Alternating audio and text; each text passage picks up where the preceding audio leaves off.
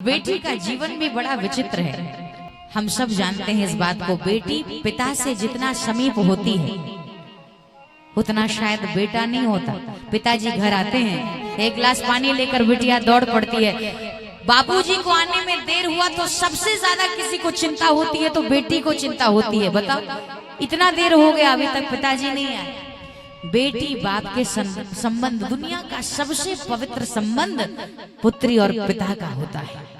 और एक बार रामतीर्थ अपने संस्मरण में लिखते हैं, माताओं गौर से सुनिएगा थोड़ी देर। एक बार एक व्यक्ति, रामतीर्थ लिखते हैं, एक बूढ़ा आदमी अपने कंधे पर एक बच्चे को बिठाकर पहाड़ चढ़ रहा था। रामतीर्थ ने देखा आदमी बूढ़ा है और एक बच्चे को चढ़ रहा है लेकर। एक चढ़ाई का भार, दूसरा बच्चे का भार, तीसरा शरीर वृद्ध है। तो रामतीर्थ ने कहा, मैंने चिल्लाकर उस व्यक्ति को कहा, अरे बाबूजी चढ़ाई है, एक काम करो इस बच्चे को हमें दे दो, ये भार, इसका भार महसूस होता होगा, आप ठीक से चढ़ नहीं पाओगे।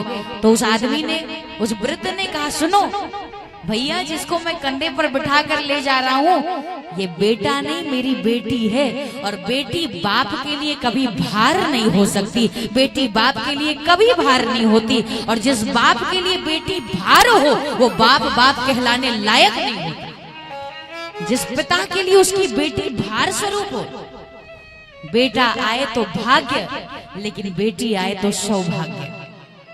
बेटी का खूब सम्मान, बेटी बाप का। और वृद्ध होता है पिता, तो बेटी, अगर जिनके पास बेटी है वो अपने बाप की सेवा इस स्तर पे करती है कि धीरे धीरे वो पिता की भी माँ बन जाती है। मानो पिता की इतनी सेवा करती है, जैसे एक माँ अपने बच्चे की सेवा करती, वैसे पिता की सेवा करती।